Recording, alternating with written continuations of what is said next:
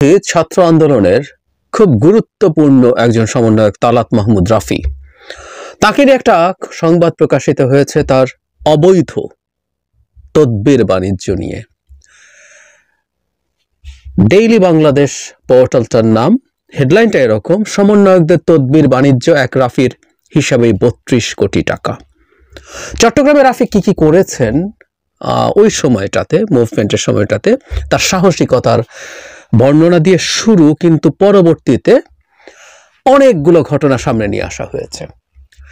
অল্প সময়ের মধ্যে সেই সংবাদটা সেই পোর্টালটা তুলে নেয় এবং সেখানে দুঃখ প্রকাশ করেন, এবং তারা যেটা বলার চেষ্টা করেছেন যে প্রতিবেদকের হাতে থাকা তথ্য দিয়ে তারা এটা করে ফেলেছেন, খুব বেশি ভেরিফাই করেন নাই, তারা সেই প্রতিবেদকের বিরুদ্ধে ব্যবস্থা নেবেন। এর মধ্যে অনেক প্রশ্ন আছে যে প্রতিবেদকের এইরকম একটা অভিযোগ যাচাই বাছাই ছাড়া তারা তুলে দিয়েছেন এবং ব্যবস্থা নিচ্ছেন প্রতিবেদকের বিরুদ্ধে। যাই হোক, অনেক অনেক গুরুতর কতগুলো প্রশ্ন তৈরি করেছে এই খবরটা। খুব গুরুতর কিছু প্রশ্নই মূলত করতে চাই এবং আপনাদের অপিনিয়নও শুনতে চাই। আপনারা মন্তব্যে সেটা লিখে জানাবেন, না চাইলেও জানান, এবং আমি চাইবো যে আপনারা আপনাদের মন্তব্য জানাবেন। আগে এই রিপোর্টটা তুলে নেওয়া হয়েছে, কিন্তু রিপোর্টটাতে কি ছিল সেটা নিয়ে কথা বলছি। যেহেতু তুলে নেওয়া হয়েছে তাদের জায়গা থেকে, তারা অফিসিয়ালি এটাকে অস্বীকার করছেন, কিন্তু রিপোর্টটা খুব বিস্তারিত ধরনের, মানে শুধুমাত্র কিছু ঘটনা বা তদবির করছেন, এটা করছেন সেরকম না। উনি কোথায় গেছেন, কার সাথে গেছেন, কোথায় থেকেছেন, এরকম নানান তথ্য, বিভিন্ন রকম তদবির। যেমন একটা বড় তদবিরের কথা আছে এরকম যে কর ফাঁকি দিয়ে আনা বা কর দিতে না পারা এরকম একটা বিরাট পণ্য চালান কাস্টমস যাতে ছেড়ে দেয়, সেরকম তদবির উনি করার চেষ্টা করেছেন, এই ধরনের অভিযোগ আছে। কারো ট্রান্সফার, মানে বৈষম্য বিরোধী ছাত্র আন্দোলনের সময় অভিযুক্ত কেউ এবং আওয়ামী লীগের অত্যন্ত ঘনিষ্ঠ কাউকে চাকরি থেকে অপসারণ করা হয়েছে, তার চাকরি ফিরিয়ে আনার চেষ্টা, কাউকে ট্রান্সফার করা, এরকম নানান ঘটনা এখানে উল্লেখ আছে, একদম খুব স্পেসিফিকলি দেয়া বিষয়। তার অ্যাকাউন্ট নাম্বার, তার অ্যাকাউন্টে কোথায় টাকা আছে, সব তথ্য আছে এখানে। এরকম তার ব্যক্তিগত বিকাশ অ্যাকাউন্টের কথা বলা হচ্ছে, ওখানে 61,320 টাকা আছে, এবং তার মায়ের নামে, মায়ের অ্যাকাউন্টের কথা বলছে, সেখানেও একটা বিকাশ অ্যাকাউন্ট আছে, সেখানেও 31,90,000 টাকা আছে, এরকম তথ্য আছে।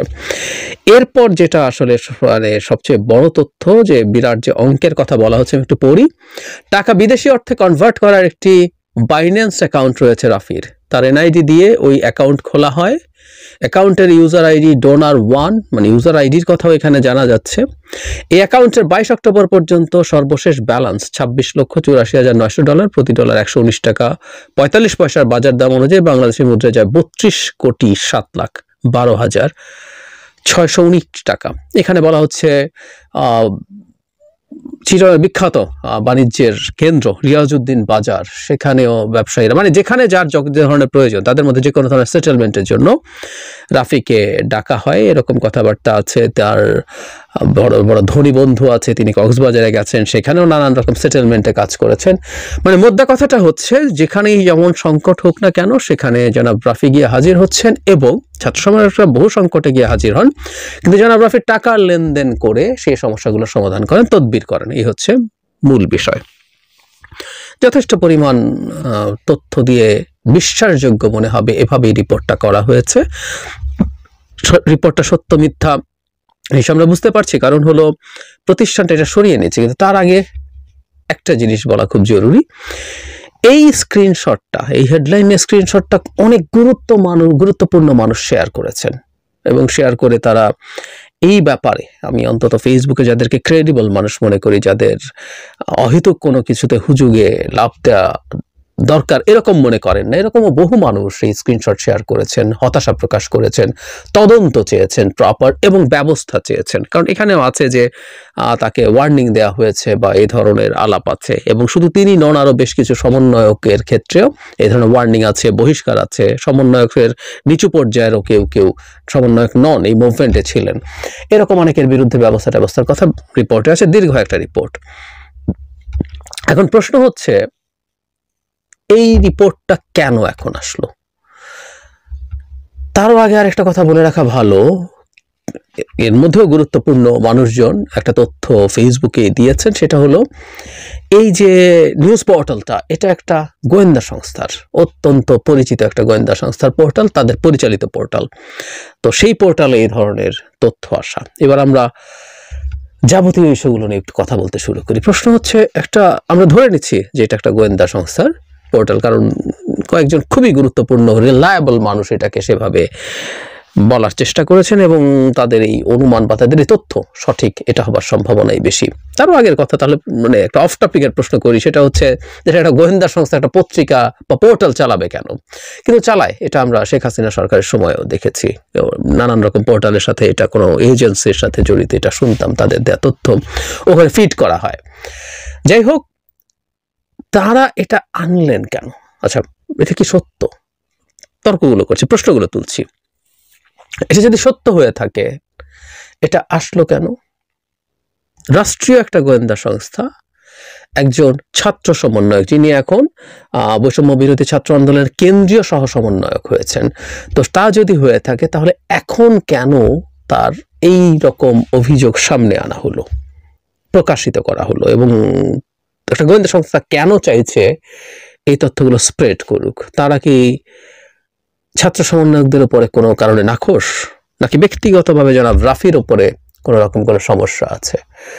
আর এটাকে প্রকাশ করার আগে তারা এই ব্যাপারে সরকার বা আর কোনো জায়গায় কোনো ব্যবস্থা কেন নিতে যায়নি? তাকে পাবলিকলি এনে ডেমোনাইজ করার চেষ্টা করা হয়েছে, এটা হতে পারে। মানে যদি সত্য হয়ে থাকে, রিপোর্টটা যদি মিথ্যা হয়ে থাকে, ওনারা সরিয়েছেন এবং এটাকে মিথ্যা দাবি করছেন, তাহলে প্রশ্ন হচ্ছে, জাস্ট একজন প্রতিবেদক, তারা যেটা বলার চেষ্টা করেছেন, জাস্ট একজন প্রতিবেদক মনে করেছে তাই তার হাতে থাকা তথ্য দিয়ে তারা এরকম একটা রিপোর্ট করে ফেলতে পারেন? একটা মানুষকে নিয়ে এত ভয়ঙ্কর স্টিগমা তারা লাগিয়ে দিচ্ছেন এত সহজে? এটা তো খুবই সিরিয়াসলি ভেরিফাই করা দরকার ছিল। এখানে যে ধরনের তথ্য দেয়া আছে, মনে হয় যে যথেষ্ট তথ্য তারা ভেরিফাইও করেছেন, কিন্তু সেটা ছাড়া এটা কিভাবে করে দিবেন তারা তাহলে? এবং তার জন্য শুধু প্রতিবেদককে দায়ী করা যায়? ওইটার সম্পাদক কে আছেন, তার বিরুদ্ধে তারা কি করছেন? কিছুই বলছেন না।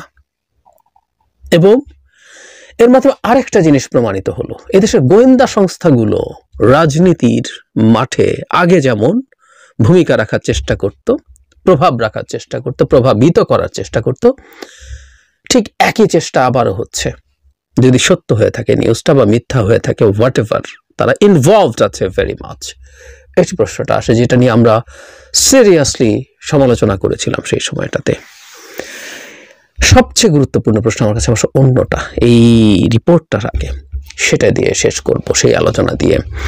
আচ্ছা, আমাদের অনেকে এটাকে শেয়ার করলাম। আমি জানি না আপনারা যারা এই নিউজটা আপনাদের সামনে এসছে, আপনাদের কাছে কি শুরুতে মনে হয়েছিল যে এই রিপোর্টটা পুরো মিথ্যে এবং এটা একসময় মিথ্যা স্বীকার করে পোর্টালটা সরিয়ে নেবে? এই প্রশ্নটা একটু জবাব দেবেন। আমার কাছে প্রশ্নটা হচ্ছে, আমি অনেককে এটাকে শেয়ার করতে দেখেছি, সবাই যে ঢালাওভাবে রাফিকে দায়ী, দোষী, অপরাধী এটা বলছেন তা না, কিন্তু উড়িয়ে দিচ্ছেন না। আমি আবারও বলছি যে পোর্টালটার নাম আমি আগে শুনিনি, অনেকেই হয়তো শোনেননি, কিন্তু তারপরও এই পোর্টালটার স্ক্রিনশট তুলে তারা সরকারের কাছে এটা তদন্ত চাইছেন এবং তিনি যদি দায়ী প্রমাণিত হন তার বিচার চাইছেন।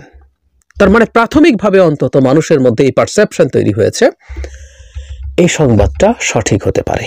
এখানেই খুবই আশঙ্কার জায়গা। মানুষ মনে করতে শুরু করেছেন আমাদের জুলাই আগস্টের গণ অভ্যুত্থানের নায়করা এই ধরনের ভয়ঙ্কর অভিযোগ এবং অন্যায়ের সাথে জড়িয়ে যেতে পারেন, তাদের বিরুদ্ধে এরকম অভিযোগ আসতে পারে, এটা মানুষ প্রাথমিকভাবে বিশ্বাস করতে শুরু করেছেন। তদন্ত চাওয়া এবং বিচার চাওয়া মানে তাই। এবং কেউ, যেহেতু এটা খুব একটা এস্টাবলিশড পোর্টাল না, অখ্যাত পোর্টাল, বলে দিতে পারতেন তুড়ি মেরে যে এসব অখ্যাত পোর্টালের নিউজের কোনো ভ্যালু নাই, এটা মিথ্যা প্রোপাগান্ডা। কিন্তু না, আমি আবারও বলছি, আমি এমন কিছু মানুষকে এটা শেয়ার করতে দেখেছি যাদেরকে আমি রেসপন্সিবল মানুষ মনে করি, যারা মানে অহেতুক কোনো মিসইনফরমেশন, ডিসইনফরমেশন ছড়াবেন না, নিজে সেটা যদি ফিল না করেন, তারা ফিল করেছেন এই জায়গায় একটা ভয়ঙ্কর সিগন্যাল আছে। তার মানে আমাদের ছাত্র সমন্বয়করা এরকম একটা কিছুতে জড়াতে পারেন আমরা মনে করছি। তার সাথে যোগ করি আমি আমার ব্যক্তিগত অভিজ্ঞতা। আমরা তো ফিসফাস শুনি, আমরা তো সমাজে বাস করি, তো এই ফিসফাস আমরা শুনি যে এই ধরনের কিছু ঘটে থাকতে পারে বা ঘটছে। বাংলাদেশের মাটিতে এই ধরনের কিছু হওয়া আমাদের জন্য খুবই মর্মান্তিক একটা অভিজ্ঞতা হবে। কিন্তু আমি আবারও বলছি, আমি নিজের কানেও শুনেছি, আমার কাছেও এসেছে যে এই ধরনের কিছু ঘটনা ঘটছে। অনেকেরই হয়তো শুনছে, কানে আসছে, অনেকেরই কানে যাচ্ছে, অনেকেই শুনছেন। সুতরাং খুব বেশি সময় হয়তো লাগবে না যদি এই কথাগুলো স্প্রেড করতে শুরু করে। আমি প্রায় একটা কথা বলি, সামনাসামনিও যখন দেখা হয়, আমি এই বৈষম্য বিরোধী ছাত্র আন্দোলন অথবা নাগরিক কমিটি, তাদেরকে একটা কথা প্রায় বলি, তাদেরকে আবারও বলছি, রাজনীতিতে পারসেপশন ম্যাটার করে। বাস্তবতা কি সেটা যেমন গুরুত্ব আছে, মানুষ কি মনে করে সেটারও গুরুত্ব আছে। সুতরাং এই ঘটনায় এটাও একটা গুরুতর প্রশ্ন হিসেবে আমাদের সামনে হাজির হচ্ছে। মানুষ বিশ্বাস করতে শুরু করলো যে আমাদের ছাত্র সমন্বয়করাও এভাবে বিপথে যেতে পারেন। বাংলাদেশে ক্ষমতার মধ্যে থাকা এবং যেভাবে দুর্নীতির রন্ধ্রে রন্ধ্রে ঢুকে গেছে, যে পরিমাণ ফিনান্সিয়াল বেনিফিট পাওয়া যেতে পারে এই ধরনের কাজে ইনভলভড হয়ে, অর্থনীতির ভাষায় যেগুলোকে আমরা রেন্ট সিকিং বলি, রেন্ট সিকিং করে মানুষ অন্তত হয়তো বিশ্বাস করতে শুরু করছে সেই জায়গায় নিজেদেরকে আর গিয়ে ঠিক ধরে রাখতে পেরে উঠছেন না ছাত্র সমন্বয়কদের বা ছাত্রদের কেউ কেউ। সবাইকে নিশ্চয় ঢালাওভাবে মানুষের মনে করে না, কিন্তু কেউ কেউ করছেন, এটা মনে করতে পারে, মনে করছেন। আর আমাদের ইতিহাস তো ভালো না, মানুষকে খুব ব্লেম দেওয়া যাবে নট নেসেসারিলি। আমাদের এই জুলাই অভ্যুত্থানে যেসব ছাত্র সমন্বয়ক এবং ছাত্র রাস্তায় নেমেছেন, তার চেয়ে বহুগুণ বেশি ঝুঁকি নিয়েছিলেন আমাদের মুক্তিযোদ্ধারা, যারা একটা প্রশিক্ষিত সেনাবাহিনীর বিরুদ্ধে মুখোমুখি বন্দুক হাতে দাঁড়িয়ে যুদ্ধ করতে গিয়েছিলেন, যখন যে কোনো মুহূর্তে মরে যেতে পারতেন। দেশ স্বাধীন হবে কিনা তার নিশ্চয়তা নেই, সেই যুদ্ধে তারা গেছেন। কিন্তু দেশ স্বাধীন হওয়ার পর সেই মুক্তিযোদ্ধাদেরও বিভিন্ন অনিয়ম, দখলদারিত্বে জড়ানোর অভিযোগ বাংলাদেশের মাটিতেই আছে। সুতরাং আমাদের অভিজ্ঞতা খুব সুখকর নয়। আমি চাইব আমাদের সবাই, আমাদের সমন্বয়করা, আমাদের এর সাথে যারা জড়িত আছেন, সরকার সহ সবাই, যারা